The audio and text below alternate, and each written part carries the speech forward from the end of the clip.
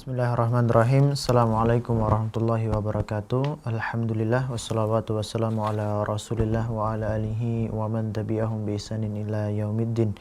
Para pendengar dan pemirsa, baik yang mendengar di Radio Darussolihin, DS Radio, atau yang menyimak kami di channel YouTube Rumaiso TV, di Instagram dan juga live Facebook, kami ucapkan selamat pagi, semoga pagi Anda penuh berkah dan kita diberi kesempatan oleh Allah Subhanahu wa taala untuk senantiasa belajar ilmu agama. Dan kita bersyukur kepada Allah Subhanahu wa taala pada kesempatan pagi hari ini kita masih diberikan banyak sekali kenikmatan, tentunya nikmat sehat, nikmat umur panjang dan nikmat keistiqomahan, sehingga kita bisa belajar pada kesempatan pagi hari ini bersama guru kita, yaitu Ustadz Muhammad Abduh Tuasikal. Dan para pendengar sekalian, pada kesempatan pagi hari ini kita akan belajar tentang konsultasi muamalah, di mana tema pada pagi hari ini adalah tertipu saat belanja online. Dan kajian ini diambil dari kitab Harta Haram Muamalat Kontemporer karya Ustadz Dr. Irwandi Tarmizi. Dan para pendengar sekalian, kajian ini dibagi menjadi dua sesi, di mana sesi yang pertama adalah penyampaian materi yang nanti akan disampaikan oleh Ustadz Muhammad Abduh Tuasikal. Dan di sesi yang kedua adalah tanya jawab sekitar 20 menit. Untuk itu bagi para pendengar yang ingin telepon interaktif, kami lebih utamakan di telepon interaktif di nomor 0812 281 85131. Sekali lagi, bagi para pendengar atau pemirsa channel YouTube Rumaiso TV di Instagram atau juga di Facebook, bisa telepon interaktif langsung dengan kami. Kirimkan pertanyaan Anda, sampaikan pertanyaan kepada Ustadz Muhammad Abduh Tuasikal di nomor 0812 281 85131. Dan baiklah para pendengar sekalian, mari kita belajar bersama Ustadz Muhammad Abduh Tuasikal dengan tema tertipu saat belanja online. Untuk itu bagi para pemirsa dan para pendengar, kami ucapkan selamat menyimak kajian pada kesempatan pagi hari ini, dan kepada Ustadz kami persilakan. Bismillahirrahmanirrahim. Assalamualaikum warahmatullahi wabarakatuh. Innal hamdalillah nahmaduhu wa nasta'inuhu wa nastaghfiruh wa na'udzu billahi min syururi anfusina wa sayyiati a'malina. May yahdihillahu fala mudilla lahu wa may yudlil fala hadiyalah. Wa asyhadu an la ilaha illallah wahdahu la syarikalah wa asyhadu anna Muhammadan abduhu wa rasuluh. Allahumma salli ala nabiyyina Muhammad wa ala alihi wa man tabi'ahum bi ihsanin ila yaumiddin. Allahumma inna nas'aluka ilman nafi'a wa rizqan thayyiba wa amalan mutaqabbala. Baik, para pemirsa sekalian di channel Rumaiso TV maupun yang ada di medsos Facebook Rumaiso dan yang mendengarkan juga lewat Instagram Rumaiso, serta para pendengar setia Radio Darussolihin 107,8 FM yang semoga senantiasa dirahmati dan diberkahi oleh Allah. Pagi ini kita awali dengan ilmu supaya kita mendapatkan berkah. 30 menit ke depan kami akan menyampaikan materi dari buku Harta Haram Muamalat Kontemporer, di mana masih seputar gish, berbuat curang. Berbuat curang itu dapat meliputi gish di sini berbuat curang, menipu, menyembunyikan aib. Ya, sekali lagi yang namanya gish itu berbuat curang, menipu, ya, dan menutupi aib. Ketika kita melakukan jual beli baik pada barangnya ataupun sistemnya. Dan ini bisa kita temukan juga sering yang kemarin juga ditanyakan pada jual beli online. Ya, jual beli online kita dapati seperti ini. Kadang yang ditampilkan dengan yang barang nyata yang kita terima setelah dikirim itu berbeda. Ya, barang nyata yang kita terima itu berbeda. Dia melakukan pengelabuan, curang di situ, edit begitu bagusnya. Ya, orang-orang itu tertarik untuk membelinya. Padahal seperti ini ya tidak diperkenankan, sebagaimana bahasan-bahasan kita di sini. Dan sekarang setelah kita lihat pada pembahasan sebelumnya, Ustadz Irwandi menyinggung keuntungan ternyata tidak dibatasi. Walaupun memang keuntungan sedikit, sebagaimana kata Ali bin Abi Thalib, lebih dipilih Karena itu lagi lebih menunjukkan sifat qanaah, kasihan, dan seterusnya. Lalu dibahas lagi pada pertemuan sebelumnya, gimana kalau kita tertipu? Selisih harga 1 juta. Apakah seperti itu sudah dianggap kita terkena ghish, terkena penipuan? Nah, kemarin juga sudah dibahas persentasenya. Ini tergantung dari ahli taksir dan tergantung dari jenis barang yang dijual. Ya, sebagaimana dulu di masa Khilafah Utsmaniyah itu tentukan persentase yang ditetapkan batas orang tertipu, misalnya tanah dan rumah maksimal 20%, hewan ternak 10%, barang harian itu 5%. Ada juga pendapat yang lainnya yang katakan batasannya sepertiga. Persentase minimal seorang dianggap tertipu adalah sepertiga dari harga barang. Harga barang sebenarnya misalnya 3 juta, ya sepertiganya berarti 4 juta. Ya, sepertiganya kan lebih 1 juta. Berarti kalau dijual di atas 4 juta, tertipu di situ. Ini ada pendapat yang kedua. Namun, Satriwandi lebih memilih pendapat pertama. Ya, karena kita kembalikan kepada zaman masing-masing, jenis barang, dan juga ada orang yang menilai bahwasanya ini terjadi kerugian yang besar. Ya. Maka kemarin terjawab tentang pembeli yang lugu. Dari situ kita tahu baik mustarsil, ya, baik mustarsil, pembeli yang lugu, yang artinya cuma asal beli saja, dia tidak tahu kalau dia itu ketika itu tertipu. Nah, kemarin penjelasannya seperti itu. Nah, sekarang kita lihat ghish pada barang dengan cara menyembunyikan cacat atau merekayasa barang. Lalu nanti kita lihat cacat produk makanan yang diberi bahan tambahan, pengawet, atau hormon perangsang pertumbuhan terlarang. Dan juga hukum ghish dalam makanan olahan dan buah-buahan dengan menggunakan zat terlarang. Ya, nanti 3 masalah nanti kita bahas. Namun walaupun sedikit, nanti kami beri kesempatan, biar nanti kesempatan kepada para pendengar, para pemirsa sekalian bisa nanti bertanya banyak, terutama nanti lewat telepon. Ya, kemarin alhamdulillah tanggapannya sangat bagus. Mudah-mudahan hari ini juga banyak yang mau menanyakan hal seputar muamalah ini, atau kemarin yang kita bahas tentang konsultasi zakat, atau masalah ibadah yang lainnya, silahkan nanti ditanyakan. Mudah-mudahan jadi bisa memecahkan masalah yang selama ini jadi problem. Kemudian yang lainnya juga pun dapat faedah dari hal ini. Mudah-mudahan kami bisa menjawabnya. Baik, dibaca ghish pada barang dengan cara menyembunyikan cacat. Ghish pada barang dengan cara menyembunyikan cacat atau merekayasa barang. Aib atau cacat barang yang dimaksud oleh para fuqaha adalah segala hal yang terdapat pada barang yang menyebabkan nilai, mutu, dan harga barang berkurang, baik dalam jumlah besar ataupun kecil. Lihat, aib atau cacat barang yang dimaksud oleh para fuqaha adalah segala hal yang terdapat pada barang yang menyebabkan nilai, mutu, dan harga barang itu berkurang. Ya. Jadi kalau aib ini ada, seharusnya harganya tidak segitu. Misalnya, harga aslinya 1 juta. Namun karena ada aib, harusnya turun dong jadi 600.000 atau 700.000. Ya, di sini yang menyebabkan nilai, terus mutu, dan harga itu berkurang, baik dalam jumlah besar ataupun kecil. Lalu, dalam kecurangan ini, pedagang terkadang hanya diam. Akan tetapi, sekalipun ia diam, ia tetap dianggap curang jika ia mengetahui cacat barang karena pembeli mengira bahwa sesuatu yang didiamkan oleh penjual menunjukkan bahwa kondisi barang baik.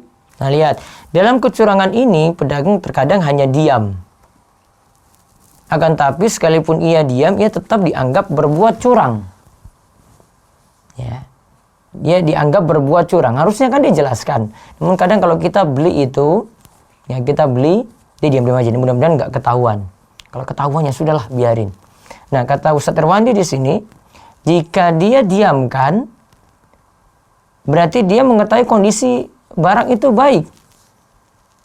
Dia diamkan berarti si penjual aslinya mengetahui sejatinya, mengetahui kondisi barang itu baik.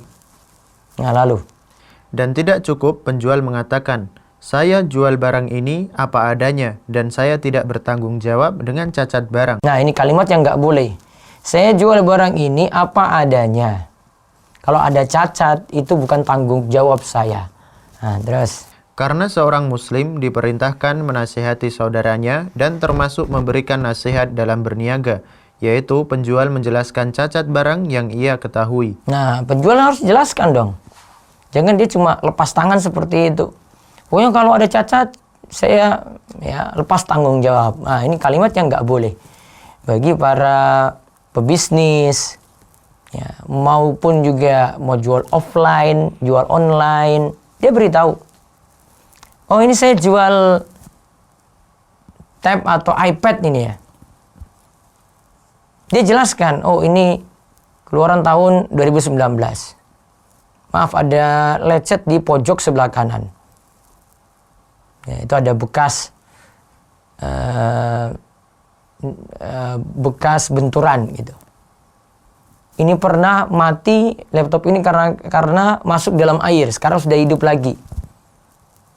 Nah, jangan dia biarkan, karena nanti ketika itu ketahuan, si pembeli sebenarnya mau nuntut. Harganya nggak kayak gitu dong.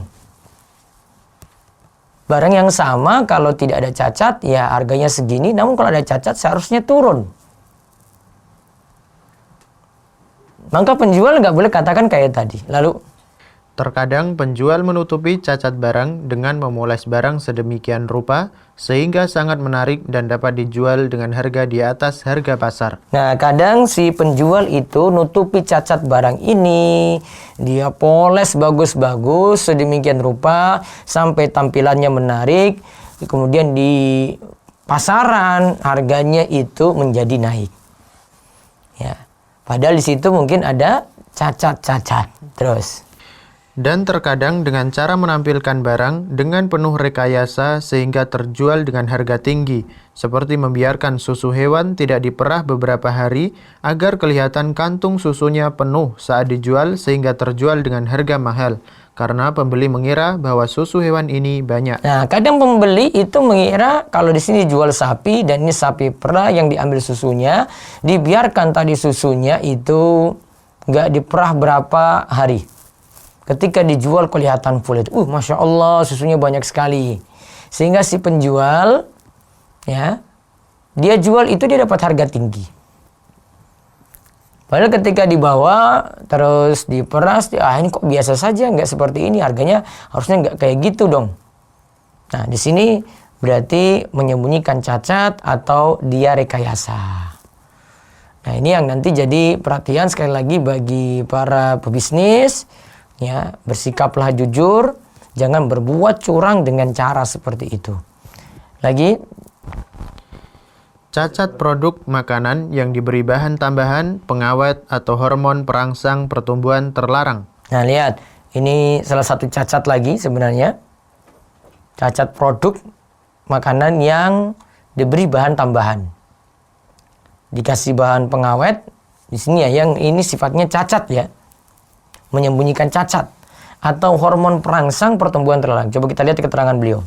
Di antara bentuk ghish yang banyak dilakukan oleh para produsen makanan olahan adalah memberikan zat tambahan agar produk menjadi lebih awet dan tahan lama, sehingga dapat mencegah terjadinya kerugian akibat busuknya makanan yang tidak terjual di hari pembuatan.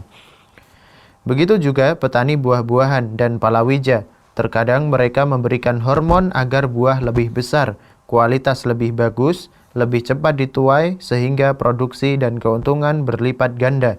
Lihat, di antara bentuk ghish yang banyak dilakukan oleh para produsen makanan, yaitu makanan olahan, adalah memberikan zat tambahan, ingat ya, memberikan zat tambahan agar produk menjadi awet dan tahan lama sehingga dapat mencegah terjadinya kerugian akibat busuknya makanan yang tidak terjual di hari pembuatan. Padahal ini sudah busuk sebenarnya, tidak laku. Kemudian dikasih bahan tambahan sehingga barang ini punya nilai lagi. Nah, itu biasanya dilakukan oleh sebagian produsen makanan olahan seperti itu. Lanjut lagi. Sayangnya, Bahan-bahan yang dipakai oleh para produsen sering bahan-bahan yang terlarang digunakan untuk produk makanan karena berbahaya untuk kesehatan manusia. Nah, contoh tadi di atasnya lagi, begitu juga petani buah-buahan dan palawija terkadang mereka memberikan hormon agar buah tadi jadi lebih besar, kualitas lebih bagus, lebih cepat dituai sehingga produksi dan keuntungan berlipat ganda. Sayangnya tadi yang dimasukkan zat tambahan ini berbahaya bagi kesehatan manusia. Coba lihat lagi keterangan di antara bahan pengawetnya. Di antara bahan pengawet berbahaya yang digunakan secara luas oleh produsen makanan olahan adalah formalin dan boraks. Nah, ada formalin dan boraks. Di bawahnya ada formalin itu apa? Formalin adalah nama dagang dari formaldehida, HCHO, dipasarkan dalam bentuk cair dan bubuk.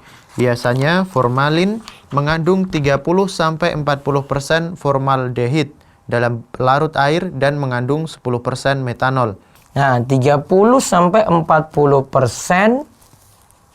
formaldehid dalam pelarut air dan mengandung 10% metanol. Lalu, formalin banyak disalahgunakan untuk mengawetkan makanan seperti tahu, tempe, mie basah, ikan, dan lain-lain.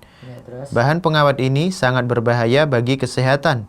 Bagi tubuh manusia diketahui sebagai zat beracun, karsinogen atau menyebabkan kanker, mutagen yang menyebabkan perubahan sel dan jaringan tubuh, korosif dan iritatif. Orang yang mengonsumsinya pada kondisi akut akan muncul gejala-gejala muntah, diare, bercampur darah, kencing bercampur darah, dan kematian yang disebabkan adanya kegagalan peredaran darah. Penggunaan formalin jangka panjang dapat menyebabkan kanker mulut dan tenggorokan. lihat tuh, jangka pendeknya ada, jangka panjangnya juga ada. Terus, Maka penggunaan formalin dalam makanan menimbulkan efek yang berbahaya bagi kesehatan, baik dalam jangka pendek maupun pada penggunaan jangka panjang serta pada batas ambang aman. Oleh karena itu, penggunaan formalin sebagai bahan pengawet makanan telah dilarang oleh Departemen Kesehatan. nah ini dari sisi formalin. Terus ada lagi boraks. Boraks merupakan asam borat murni sebagai bahan pembuatan industri farmasi. Dalam dunia industri, boraks menjadi bahan solder, bahan pembersih, pengawet kayu, antiseptik kayu, dan pengontrol kecoa. Boraks tidak aman untuk dikonsumsi sebagai makanan, tetapi ironisnya penggunaan boraks sebagai komponen dalam makanan sudah meluas di Indonesia. Nah, masalah ini sudah meluas di Indonesia. Lalu ada keterangan lagi tentang boraks. Boraks biasanya dipakai dalam pembuatan makanan berikut ini. Kerupuk keras sebagai komponen pembantu pembuatan gendar adonan calon kerupuk. Mie, lontong sebagai pengeras. Ketupat sebagai pengeras. Bakso sebagai pengawet dan pengeras. Kecap sebagai pengawet. Mengkonsumsi makanan yang mengandung boraks memang tidak serta-merta berakibat buruk terhadap kesehatan.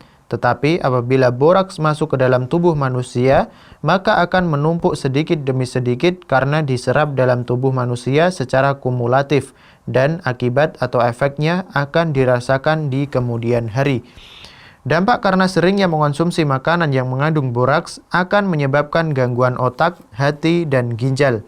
Oleh karena itu, penggunaan boraks sebagai bahan tambahan makanan telah dilarang oleh pemerintah sejak Juli 1979. Hal tersebut dimantapkan kembali dengan SK Menteri Kesehatan Republik Indonesia nomor 733 Menkes /9/1988. Nah, itu tentang bahaya penggunaan formalin dan boraks. Terus lanjut lagi hukum gish dalam makanan olahan dan buah-buahan dengan menggunakan zat terlarang. Hukum gish dalam makanan olahan dan buah-buahan dengan menggunakan zat terlarang. Ibnu Rushd wafat pada tahun 595 Hijriah berkata, siapapun orangnya, tidak boleh ia mencampurkan bahan yang tidak baik ke dalam bahan yang baik untuk dijual. Sekalipun dia memberitahukan kepada pembeli bahwa barang yang dijualnya telah dicampur dengan bahan yang tidak baik. Dan seharusnya pihak yang berwenang mencegah tindakan tersebut serta menjatuhi pelakunya hukuman cambuk. Komite Tetap untuk Penelitian Ilmiah dan Fatwa Kerajaan Arab Saudi telah mengeluarkan fatwa haram menggunakan zat terlarang dalam makanan dan buah-buahan. Fatwa ini ditandatangani oleh Syekh Abdul Aziz Al-Asyeh atau Ketua Syekh Abdullah Al-Wudayyan, Dr. Sholih Al-Fauzan, dan Dr. Bakar Abu Zaid, anggota nomor fatwa 21407 yang berbunyi, Soal, kami para petani semangka di Wadi Dawasir, sebagian kami menggunakan hormon terlarang untuk meningkatkan produksi, buah lebih besar dan lebih berkualitas. Hormon ini dilarang penggunaannya secara resmi oleh Departemen Pertanian karena berbahaya bagi kesehatan manusia. Racun serangga, pestisida, yang setelah disemprotkan ke tanaman maka buah tidak boleh dipanen sebelum berlalu 7 hari. Akan tetapi sebagian kami telah memanennya sebelum berlalu waktu yang ditentukan. Bagaimanakah hukum menggunakan hormon dan racun serangga tersebut? Serta apa hukum uang hasil penjualan buah semangka tersebut? Jawaban, ini adalah perbuatan haram karena menipu atau curang terhadap kaum muslimin. Nah, ini karena telah menipu atau berbuat curang kepada kaum muslimin. Coba kita lihat tadi ada perkataan Ibnu Rushd, siapapun orangnya, tidak boleh ia mencampurkan bahan yang tidak baik ke dalam bahan yang baik untuk dijual. Sekalipun dia memberitahukan kepada pembeli bahwa barang yang dijualnya telah dicampur dengan bahan yang tidak baik.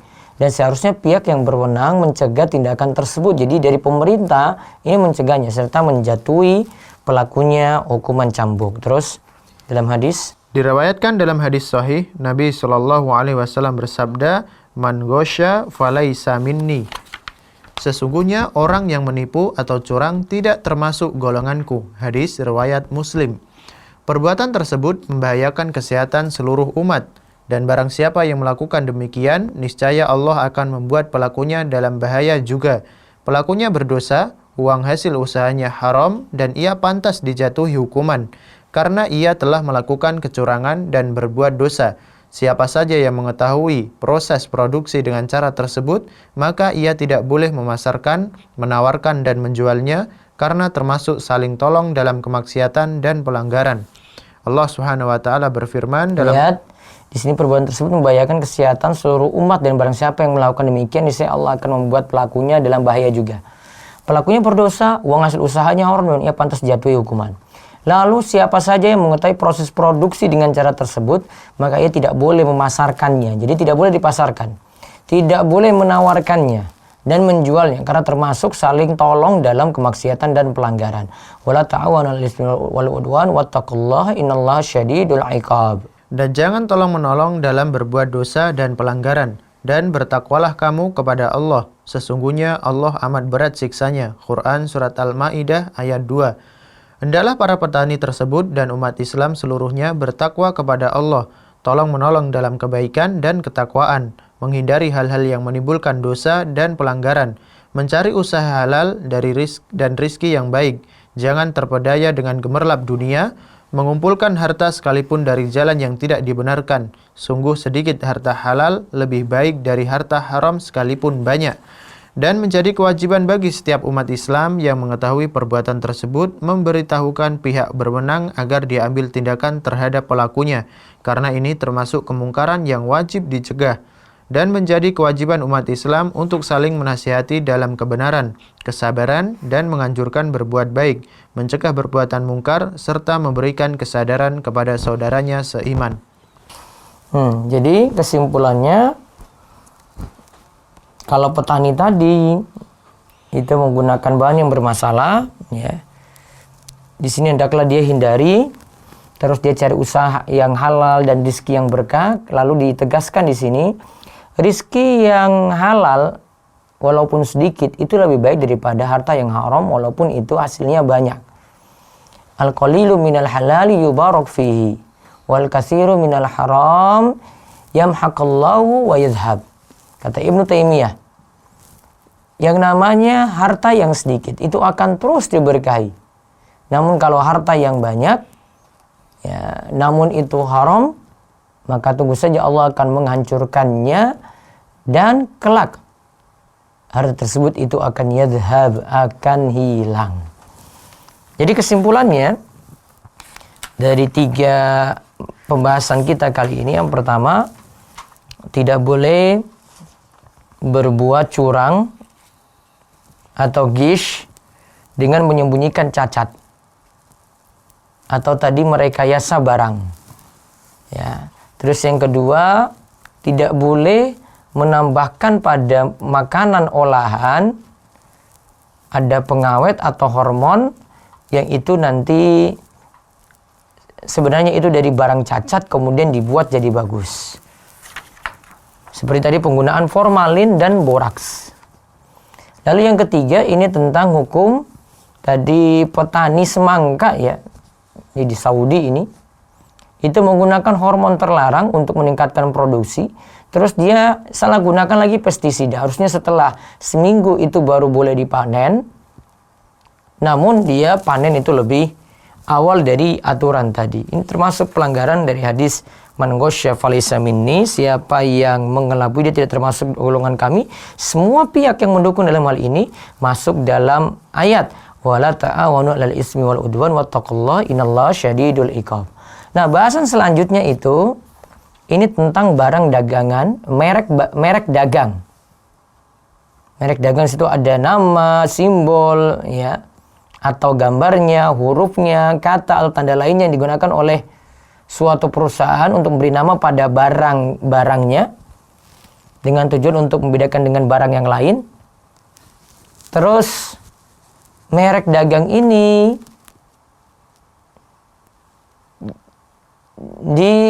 istilahnya itu kita dibajak oleh orang lain. Jadi ini bentuk pemalsuan atau ghish. Jadi ada yang buat barangnya, istilah kita KW gitu, persis dengan itu, dengan kualitas lebih rendah. Akhirnya orang-orang beli seperti itu dan membuat si penjual ini rugi besar. Dikarenakan orang mending beli barang yang kualitas di bawahnya, mereknya ada situ tuh.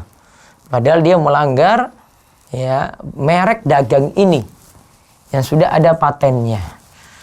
Wallahu a'lam bishawab. Nanti kita akan bahas tentang pemalsuan merek dagang atau nanti barang KW. Hukumnya bagi si penjual itu bagaimana dan pembeli bagaimana. Nah, setelah ini monggo bisa tanya jawab kurang lebih 20 menit di 0812 281 85131. 0812 281 85131 bisa bertanya langsung. Bisa juga lewat WA. Baca dulu lewat WA sambil nunggu telepon. Assalamualaikum Ustaz. Waalaikumsalam warahmatullahi wabarakatuh. Adakah tuntunan dalam menjual barang bekas jika banyak cacatnya, sedangkan tadi tidak boleh menjual dengan keterangan kondisi barang seadanya? Jadi dia harus jelaskan cacatnya tadi baru diperbolehkan. Kalau tidak dikatakan tadi melakukan ghish. Wallahu a'lam. Ada lagi? Mohon izin bertanya, saya seorang ibu yang telah resign dari pekerjaan, kemudian memperoleh pesangon. Pada saat awal menerima pesangon tersebut, saya telah sisihkan sekitar 10% yang saya simpan dalam... Sebentar, ada yang telepon, monggo. Silahkan.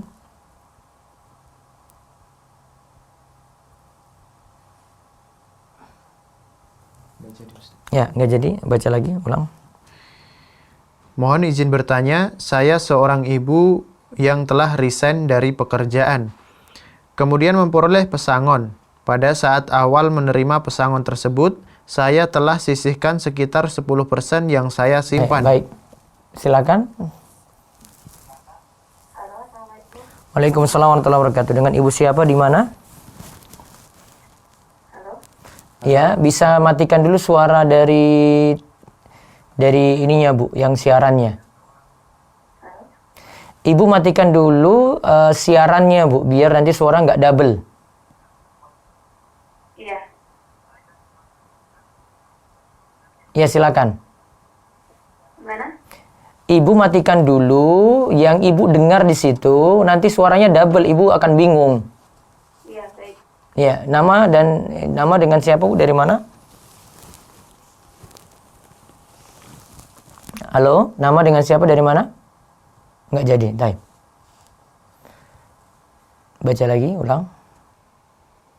Saya seorang ibu yang telah resign dari pekerjaan, kemudian memperoleh pesangon. Pada saat awal menerima pesangon tersebut, saya telah disisihkan sekitar 10% yang saya simpan dalam rekening khusus untuk zakat, infak, dan sodakoh. Pertanyaan saya, apakah di tahun-tahun berikut ketika uang pesangon saya masih ada, harus mengeluarkan zakat kembali? Iya. Berapa hitungan prosentasenya? Kalau masih di atas nisab, nanti kita akan bahas syarat-syaratnya itu besok. maka tetap ada zakat 2,5%. Syaratnya di atas nisab. Keterangannya besok pagi insya Allah. Ada lagi? Lewat telepon langsung, monggo. Waalaikumsalam warahmatullahi wabarakatuh. Monggo silakan Bu. Nama saya Laili, Ustaz. Iya silakan Bu Naili. Mau bertanya, kalau hukum uang pensiunan dari BPJS Ketenagakerjaan itu seperti apa ya? Karena saya kan sudah resign dari 2019. Nah, saya sudah bekerja di 2020 ini di beda instansi. Itu selama setahun itu uang itu tidak saya cairkan. Nah, selama tidak cairkan itu saya dengar setahu saya itu ada uang pengembangan yang katanya bisa bertambah walaupun tidak saya ambil gitu. Dan pertambahannya itu saya tidak tahu jelas tiap tahunnya seperti apa. Itu hukumnya bagaimana ya Ustaz? Haknya saya yang saya ambil tuh yang berapa gitu? Uang pensiunan itu dapat dari mana? Dipotong dari gaji? Halo? Uang pensiunan itu dapat dari mana Bu? Apa potong dari gaji? Ada yang dari gaji. Ada yang dari gaji, besarannya tahu yang dari gaji Bu? Tiap tahun kan berubah gitu. Jadi yang terakhir itu yang dicetak hasil dari dari BPJS Ketenagakerjaan itu secara global gitu. Ibu punya hak ada di situ, tapi sebatas gaji ibu yang dipotong. Tapi yang dulu-dulu kan saya sudah 10 tahun Ustaz.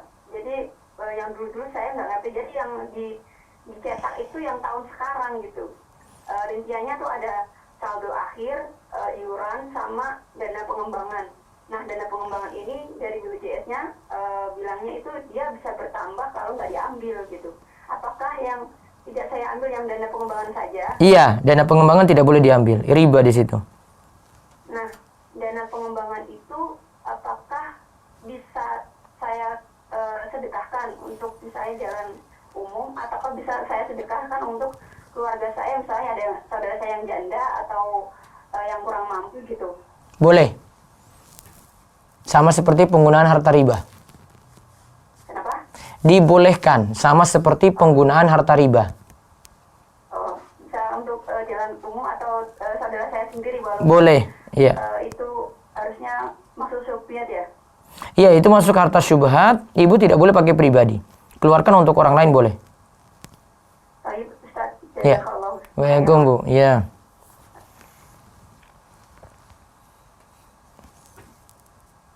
Baik. Apa berdosa seorang istri yang sudah hampir 6 bulan pisah sama suami yang selalu menggunakan kekerasan dalam rumah tangga? Lantas dia masih menafkahi anaknya. Apakah berdosa jika istri minta cerai dan dalam hukum Islam apakah sudah jatuh talak? Kalau belum ada kata-kata talak, belum itu ya. Kata talak itu, kalau jatuh talak itu dikatakan kalau sudah keluar kata-kata dari keputusan pengadilan. Sehingga masih statusnya suami istri. Monggo yang mau telepon silakan.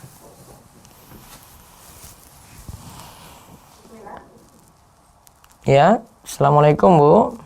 Ya, Assalamualaikum Ustaz. Waalaikumsalam warahmatullahi wabarakatuh. Dengan Bu siapa di mana? Ya Ustaz, saya dari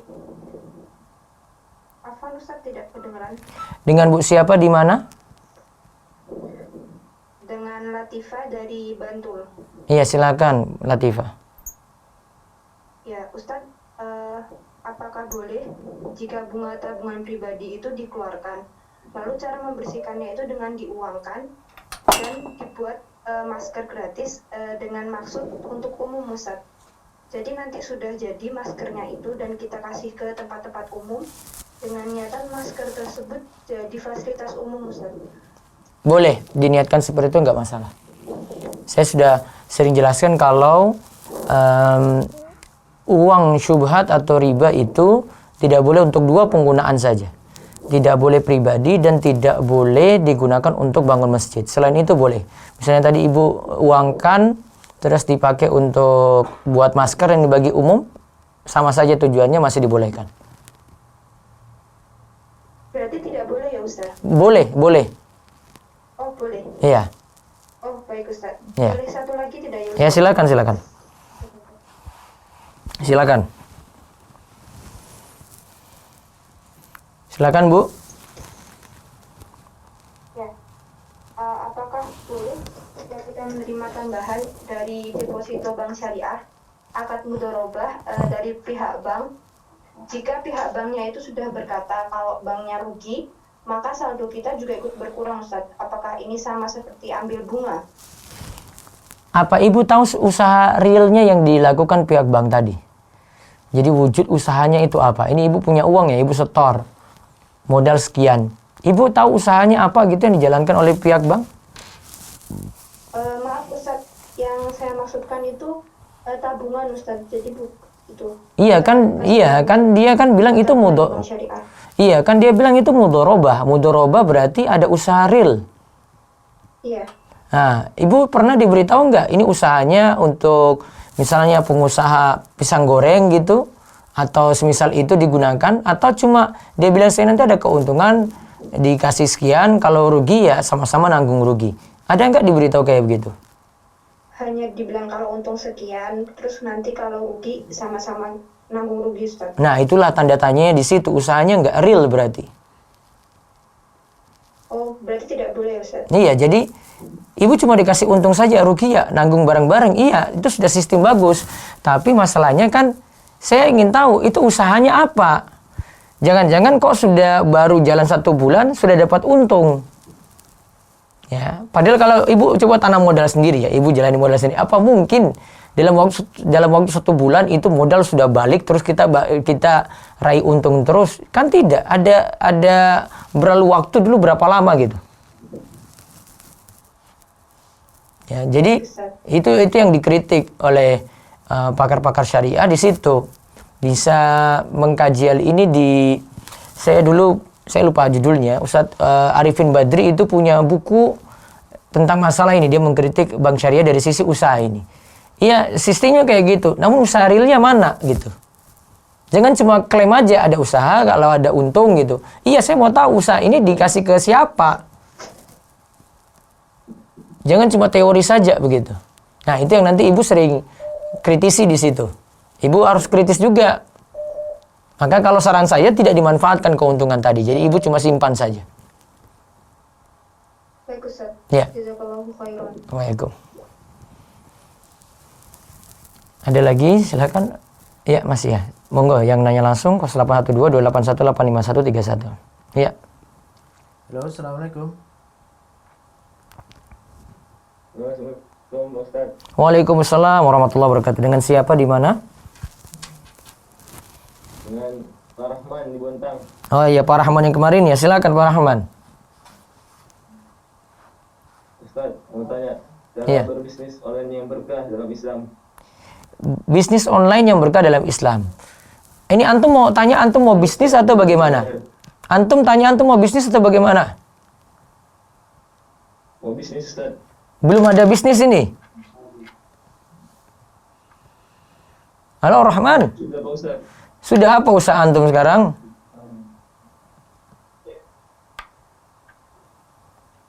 Sudah Pak Ustaz. Iya, usaha antum apa sekarang? Usaha jual baju sama buku. Online. Enggih. Nah, kalau online ya sudah, lakukan itu terus. Yang penting kalau mau tahu berkah, antum dapat sedikit, antum syukuri gitu. Dan lakukan cara-cara yang dibenarkan dalam syariat. Ya, jangan tergiur dengan untung besar, namun caranya salah. Penuhi saja, jalan terus seperti biasa yang antum jalankan selama ini. Kalau tidak ada masalah, tidak ada sistem haramnya, jalani terus. Mudah-mudahan dapat berkah di situ. Salam Ustaz. Ya, Allah ibarik fiik. Jazakallahu khair Ustaz. Waalaikumsalam. Nah, silakan dari ini, coba saya baca satu dari YouTube ini. Menanyakan zakat yang kemarin dari Bu Ari Murni. Bagaimana hukumnya mengeluarkan zakat untuk anggota keluarga yang tidak sholat? Bisa, namun beri syarat aja biar dia termotivasi dengan zakat ini. Nanti saya akan terangkan ini sebenarnya di asnaf zakat yang kita kasih zakat. Nanti ada keterangannya. Masih berlanjut terus yang pembahasan zakat yang saya akan bahas dari buku saya. Kemarin kita bahas dari buku panduan zakat minimal 2,5%. Terus satu lagi, berdosakah jika seorang anak tidak lagi mau membantu orang tuanya yang terus-menerus berutang pada koperasi, padahal tiap bulan sang anak sudah memberikan nafkah cukup untuk keluarga? Ya, tetap bantu nafkah tadi dan sambil nasihati pada orang tua. Terus ada lewat WA, monggo. Ustadz, bagaimana hukum jualan online dengan menggunakan foto produk orang lain seperti mengambil di internet atau Instagram? Nah, tadi sudah disinggung oleh Ustadz Irwandi. Coba yang di poin sempat beliau singgung tadi itu. Nah, ini terdapat pada barang. Ini kayaknya besok baru kita bahas nih ya. Ini bisa jadi besok baru kita bahas. Ya, kalau itu produk orang, bukan produk kita, terus kita ambil, kita pertama hak orang lain kita bajak di situ. Nah, itu tidak boleh. Ada yang telepon langsung? Belum. Baik. Langsung WA lagi. Bagaimana jika produk pertanian tersebut hasil rekayasa genetika, Ustadz? Hasil rekayasa genetika, tidak masalah.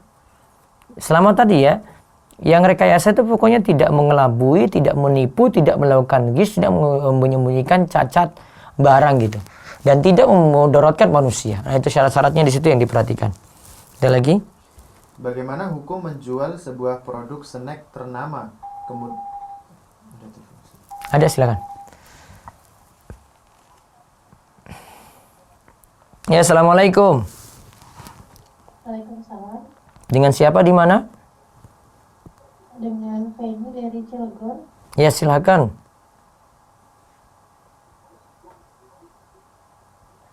Monggo silakan. Assalamualaikum. Ya, waalaikumsalam. Silakan, Bu. Iya, mau tanya Ustaz. Kalau transaksi dengan pre-order dengan Feni dari Cilegon. Kalau transaksi dengan pre-order atau PO itu mengharuskan kita berikan uang DP atau uang tanda jadi dulu atau tidak, Ustaz? Ada lagi? Itu saja. Nah, baik.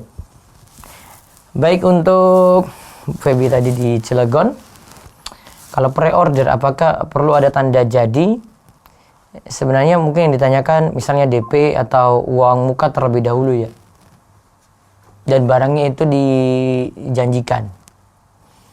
Kalau sistem seperti ini, yang pertama dilihat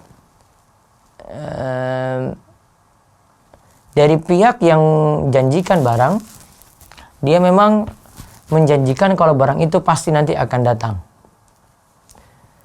Dan dia sudah punya stok untuk itu juga nanti disebutkan pada waktunya.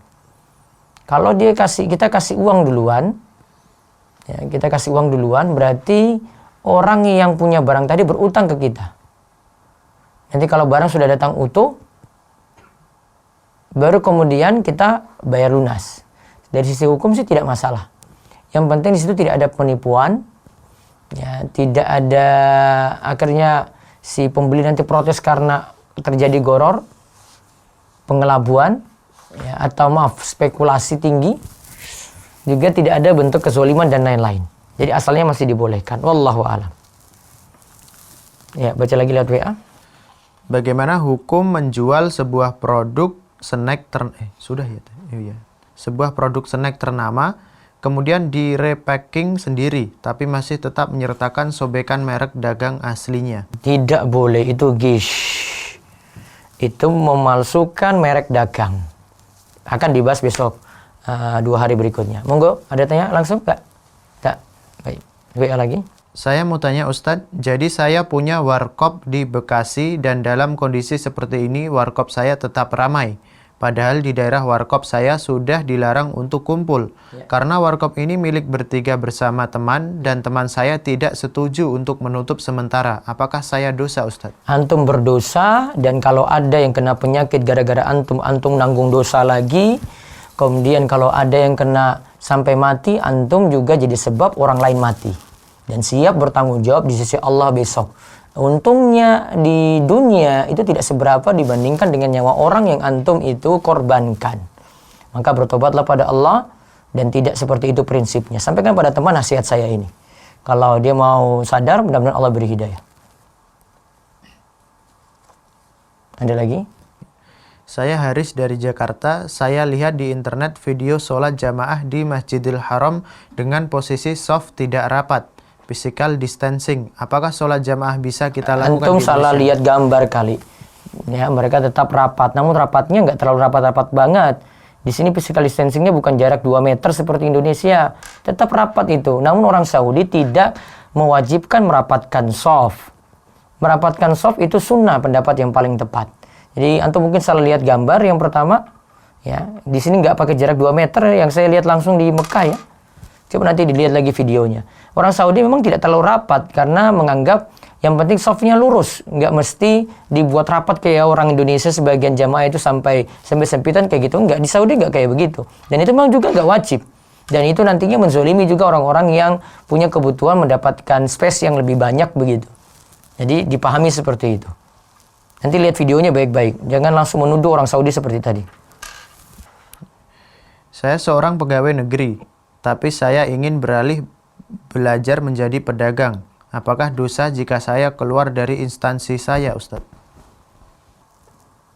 Pegawai negeri kerja di bagian apa itu? Terus dibilang apa? Ulang? Tapi saya ingin beralih belajar menjadi pedagang. Apakah dosa jika saya keluar dari instansi? Kalau memang penuhi aturan yang ada, resign, terus harus ada kompensasi yang dikeluarkan, ya risiko sebagai pegawai seperti itu. Baik, saya baca lewat ini dulu, YouTube. Bagaimana hukum menjual sebuah produk snack tadi sudah. Ana setelah sholat tarawih zikir istighfar karena sudah terbiasa. Apakah sholat tarawih ana sah? Sah ya. Namun setelah sholat tarawih yang dibaca Subhanal Malikil Quddus, Subhanal Malikil Quddus, Subhanal Malikil Quddus, Rabbil Malaikati Warruh. Baik, ada yang telepon langsung, silakan.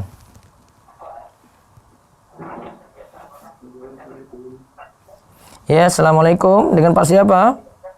Ini benar ya untuk tanya jawab Iya. kajian live ya? Iya, betul Pak. Dengan Pak siapa di mana? Dengan Eko di Bontang. Iya, Pak Eko silakan. Assalamualaikum. Waalaikumsalam Pak Eko. Ustadz, saya mau bertanya Ustadz. Iya. Yang pertama tentang pembayaran zakat non uang rupiah gitu ya, tapi dibayarkan dengan uang tunai rupiah. Misalkan itu uang dolar, kemudian emas gitu. Apakah dibayarnya nilainya sesuai nilai tukar yang sekarang atau saat memperolehnya gitu, Ustaz? Misalkan kemarin dapat dolarnya di nilai tukarnya 13.000, tapi sekarang 15.000, apakah dibayarnya itu sesuai nilai tukar, ditukar dulu gitu atau kayak gimana? Bapak bayar zakat kapan? Bulan Ramadan. Bulan ini. Berarti pakai nilai tukar sekarang. Oke, terima kasih Ustaz. Iya. Yang satunya tentang pembelian barang, Ustaz, barang KW gitu ya. Misalkan uang atau budgetnya itu yang tersedia hanya cukup untuk membeli barang KW, sementara mencari brand atau nama dagang yang lainnya itu tidak ada gitu. Itu hukumnya bagaimana, Ustaz? Ini akan kita bahas di hari ini, Senin Selasa ya. Lihat, saya baca ringkas saja kalimat dari Ustaz Irwandi. Pembeli telah membayar uang yang tidak ada imbalannya dari penjual. Jadi kalau kita beli barang KW, yang rugi itu si penjual. Seharusnya kalau dia beli langsung dari penjual yang punya merek ini, harganya ya misalnya 5 juta. Dia beli KW harganya 2 juta. Yang rugi si penjual yang punya barang. Jadi kita zolimi hak orang lain kalau kita beli barang KW seperti itu. Jadi ditimbang-timbang tadi. Wallahu a'lam. Baik. Iya, gitu aja Pak Eko. Ya, sip. Sudah. Terus lewat WA lagi. Mohon penjelasannya Ustadz, apa hukumnya kita berjualan menggunakan jasa GoFood? Menggunakan jasa GoFood. Berjualan si penjual. Coba nanti ada di buku ini juga. Saya pending dulu. Nanti saya baca detail dari Ustadz Irwandi, baru suatu waktu nanti saya akan jelaskan insya Allah. Terus dibaca yang lainnya. Bagaimana cara berjualan online yang syar'i jika si penjual tidak memiliki barang? Si penjual tidak memiliki barang. Berarti dia jadi ini aja, dropship. Dropship yang penting sudah ada bentuk kerjasama dengan yang punya barang. Saya mau jual barangmu Pak, boleh nggak? Gitu. Jadi sudah ada kerjasama. Kalau sudah ada kerjasama, nggak masalah itu. Wallahu a'lam. Ustadz, sebuah komunitas menggalang dana untuk seorang lansia berumur 85 tahun. Bolehkah donasinya terkumpul diberikan secara berkala? Apakah termasuk menahan rizki orang? Ya baiknya langsung dikasih kalau memang ditujukan untuk dia saja. Nggak dikasih berkala. Mau dipakai untuk apa lagi berkala? Ya, langsung diambil. Wallahu a'lam. Dari Fahrudin di Pelaihari, Kalimantan Selatan.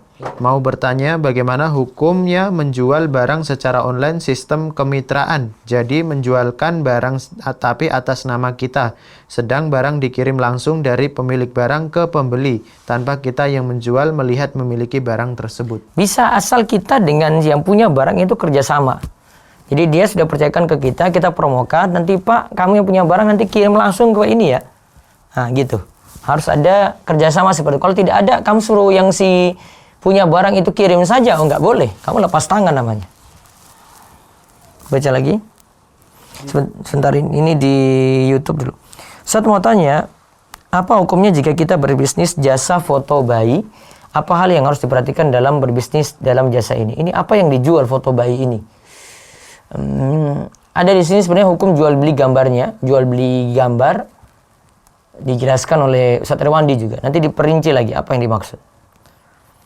Bolehkah berjualan sebagai perantara atau dropshipper? Boleh. Saya sudah singgung tadi di sini.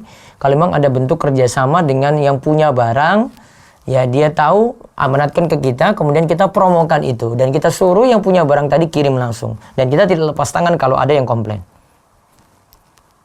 Afwan, di era masyarakat kami pada sholat witir terakhir yang 1 rakaat selalu baca trikulhu. Apa ini ada dalilnya? Ada. Boleh baca kulhu saja, kulhu wallahu ahad. Bisa baca 3 kul sekaligus. Mungkin 2 lagi kalau ada. Di depan rumah saya ada musola. Sekarang masih ada sholat berjamaah. Apakah lebih baik saya ikut berjamaah di musola atau di rumah saja? Kalau saran saya sih di rumah saja. Apalagi ada pemerintah setempat sudah memberitahu di rumah saja. Yang saya sayangkan dari pihak takmirnya itu terlalu beresiko. Walaupun nanti dia akan ngatur jarak. Kalau dia ngatur jarak berarti dia sudah tahu kalau rawan memang sholat di masjid. Sholatnya juga jadi penuh was-was. Ada yang sedikit batuk atau flu gitu. Itu sudah buat panik. Ya, maka jadi pertimbangan seperti itu. Wallahu a'lam. Satu lagi. Ustadz mau tanya, bila titip beli barang di luar negeri, apakah dibolehkan nanti pas membayar dengan menggunakan mata uang rupiah? Pas bayarnya ya. Boleh seperti itu. Namun ada ketentuannya sebentar. Itu namanya utang A bayar pakai uang lain gitu.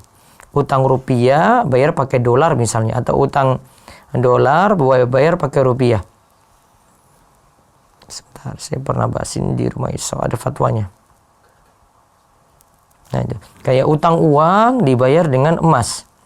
Dibolehkan dengan 2 syarat. 1, menggunakan standar harga waktu pelunasan. Dan bukan pada harga waktu utang. Waktu pelunasan ya. Sekarang bayarnya berarti pakai harga ini. Terus yang kedua, nilai tukarnya dipakai standar waktu pelunasan dan tidak boleh lebih dari jumlah utang. Nah terakhir lewat telepon. Monggo. Ya, assalamualaikum. Waalaikumsalam, saya Ibu Siti Rodija dari Jakarta. Iya, silakan Bu. Mau bertanya, saya kan menjual barang-barang secara kredit ya Pak ya. Iya. Nah itu maksimal berapa ya keuntungan yang bisa saya peroleh itu maksimal gitu? Barang Ibu sudah punya dan orang-orang bayar ke Ibu. Iya, saya udah punya barangnya.